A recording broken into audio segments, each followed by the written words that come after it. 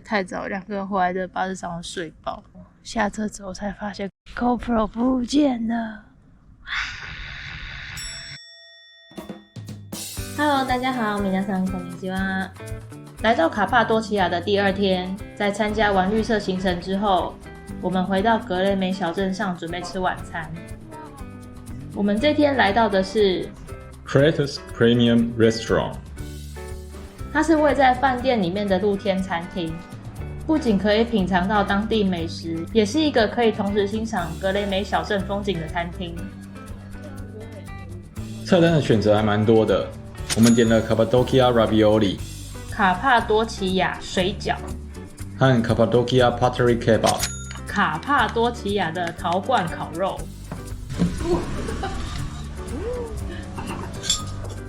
陶罐烤肉一打开的时候真的非常非常香，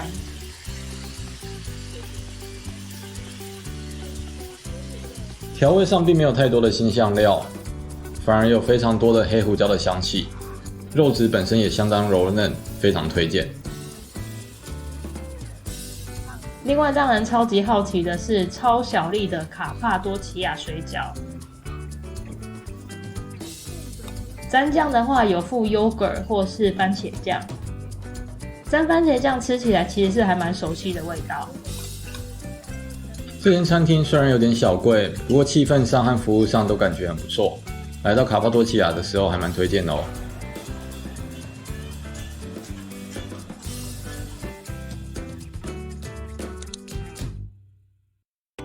第2天的一早，我们又再参加了一次热气球之旅。在说明之前，先让我喝个茶，因为我眼馋订错日期，订到我们来卡帕多奇亚的前一天，然后加上它不能取消，所以最后我们就决定再多预约一次。在预计搭乘日的前一天，收到旅行社来信告知说集合时间，那时候想说，那我碰碰运气，看看能不能改时间。就旅行社说好，可以啊，就帮我们改了。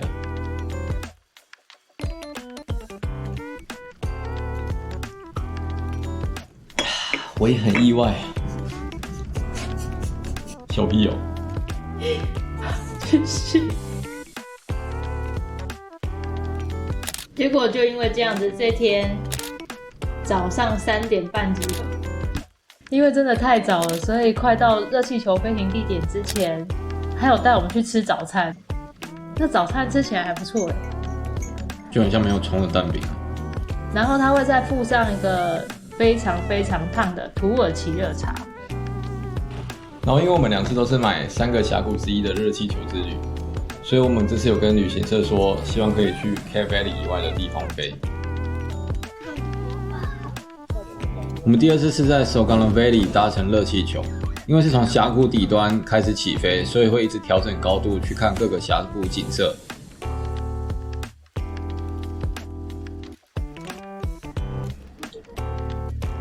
但可能因为是第2次搭了，所以没有像第1次那样的感动和惊讶。不过飞到峡谷上方的平原，看见日出的时候，景色还是很美。以为完美的热气球之旅就是我们这次旅行中最难忘的一刻，没想到坐车回到饭店之后，我刚刚参加那个热气球团回来之后呢，太早，2个人回来的巴士上睡饱，然后下车之后才发现 GoPro 不见了。GoPro 不见了，对。那我们马上就发现了，然后马上联络他们的人，他们有跟我们讲说，司机先生可以帮我们送回来，但是没有办法马上。虽然他前脚才刚走还不到3分钟，说没有办法马上，然后等一下会帮我们绕回来。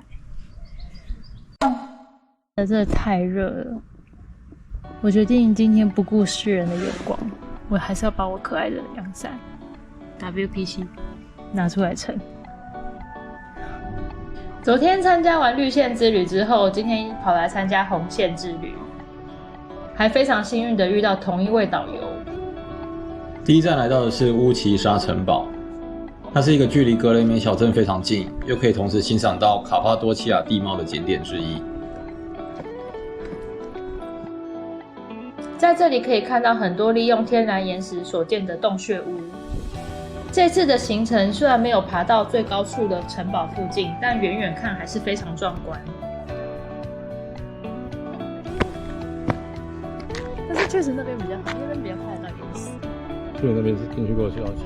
对，那个偶机上就是一副在收钱的感觉。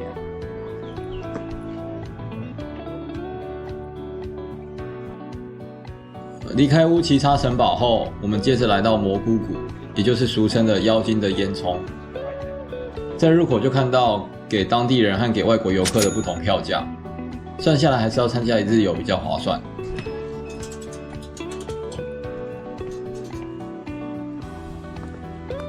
蘑菇谷里面的园区非常非常大，要全部绕完的话，应该要花不少时间。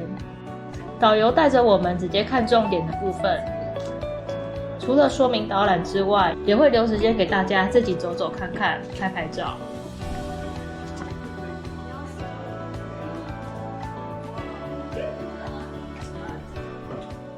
蘑菇谷里面有些区域是可以爬上去的，不过非常不好爬，自己承担风险的哦。因为在这里是完全露天。来访的游客很多人都直接撑阳伞，像起司蛋糕之类的，你知道吗？わかる？私言ってること。Oh, so they're separate.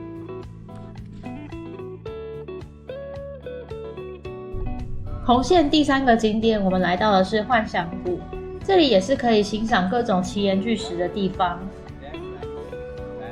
午餐前的最后一站，来到著名的格雷梅露天博物馆，在这里可以看到洞穴教堂，还有洞穴修道院等等的遗迹。但非常可惜，里面是不能露营的。如果对于卡帕多奇亚地区的宗教文化有兴趣的话，其实蛮推荐来看看的。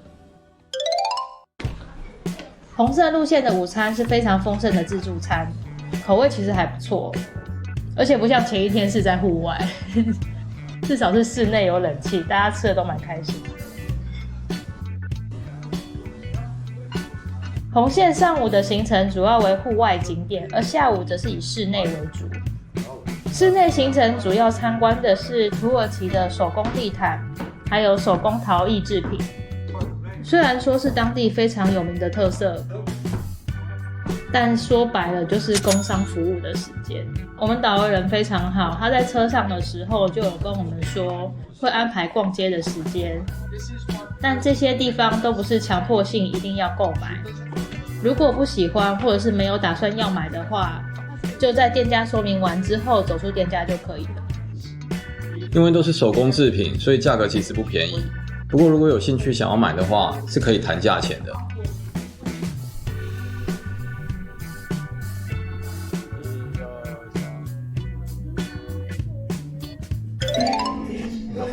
待在卡帕多奇亚的最后一晚，我们随意挑了一间餐厅，想说找一间距离饭店近、Google 评分又不错的餐厅来吃。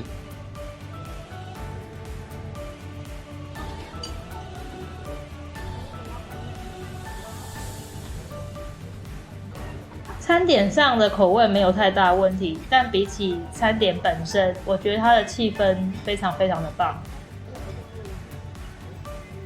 格雷梅小镇的那种异国情调，可以完全的感受得到，是个非常适合约会、3、5好友相聚、气氛非常棒的餐厅。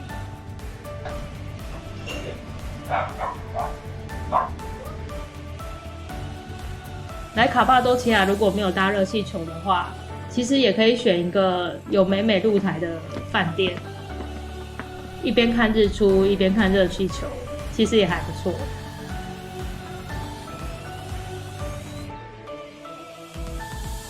最后一天早上，我们也打算起来看热气球，但就等啊等，等啊等，等了又等，等了又等，一个热气球都没有看到。后来发现应该是风太大，所以停飞了。夏天的停飞几率算是比较低的，冬天的话，除了风大以外，也会因为天气太冷而停飞。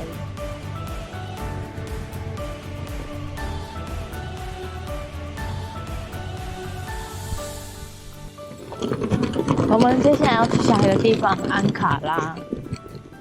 我们昨天参加了一日团的导游说，我们说安卡拉超无聊，什么都没有，就是个大城市。还是去看看。然后我们去的方式是搭 FlixBus。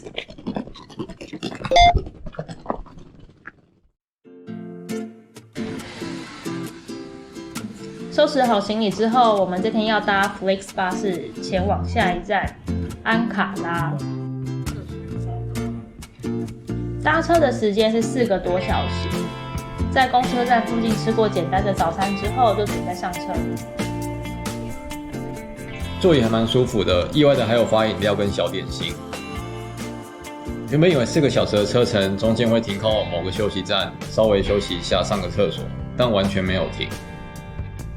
然后就是有个人上车前喝咖啡，那边憋尿，憋到快死掉了。所以只好跟司机说一下，请他停休息站，让我们下去上厕所。我拯救大家好不好？整台车的人都下去上厕所，又不是只有我。虽然说第2站来到了首都安卡拉，但其实我们没有打算要在这里待太久，打算稍微观光一下。4个小时之后就要直接租车开去棉花堡附近住。如果没有土耳其的交通卡的话，没关系，手机有绑定 Visa 或是 Mastercard， 直接 Apple Pay 就可以了。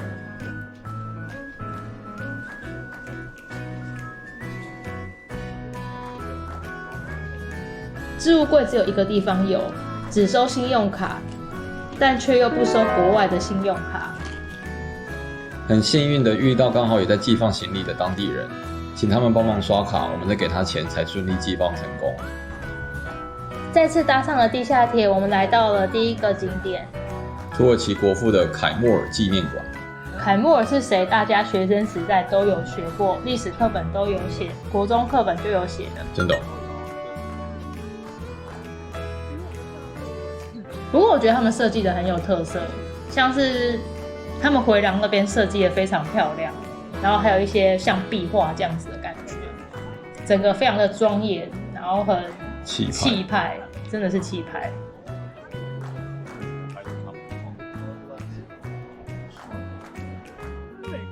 搭上计程车之后，我们来到了第2个景点安卡拉城堡。从城门到城堡遗迹这一段路是日本俗称的城下町，就是有很多商店，蛮多特色店家的，蛮有趣的。其实还蛮喜欢这种古城和古城附近的一些老街，有种进入时光隧道的感觉。安卡拉城堡建于7世纪，是安卡拉地区最具代表性的建筑之一。这座城因为位于军事重要位置，在历史上先后被许多帝国攻占过。作为一个军事要塞，最大的特征就是会处于较高的地势。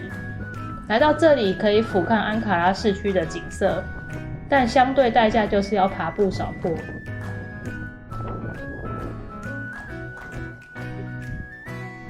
有一群就是几百年前的人，他们也是这样来到这个地方，然后在这边下榻，然后也是一样，这边有个商店。马西的，你懂那种感觉吗？就是你知道有那种穿过历史的感觉。我们现在可以暂时利用计程车这个功能，可以吗？短短的安卡拉观光时间很快就结束了。回到车站拿了行李之后，我们前往了租车公司，准备前往下一站棉花堡。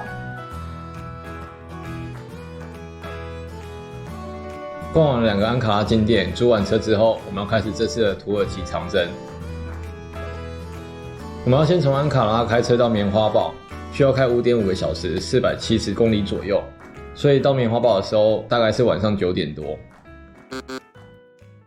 不过这样明天一早就可以直接去看棉花堡，还蛮省时间的。因为土耳其的地很大，所以它的路都很大条，单边大概都是4线道到5线道。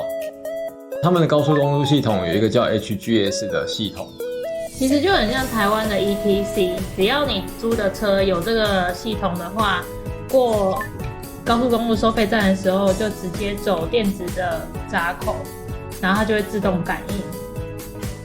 高速公路的费用就会在还车之后，从原本付的 deposit 里面去扣款。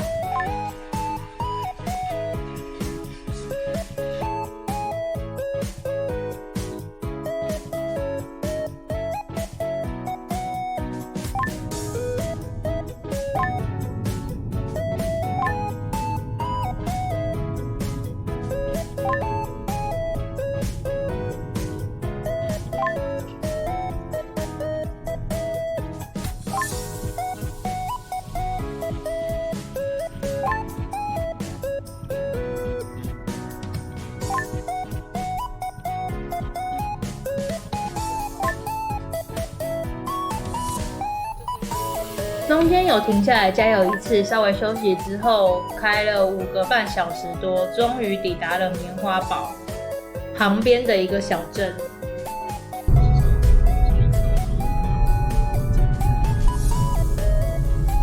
向左转。OK， 这是我们的房间，很开的房间。今天来到这边时间就已经很晚了。这就是洗个澡、睡个觉就要休息了。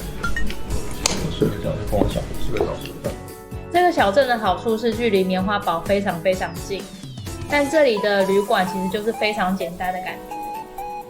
虽然很简单，但我们这次住的旅馆，它老板娘是一位日本人，房间里面其实打扫得非常干净。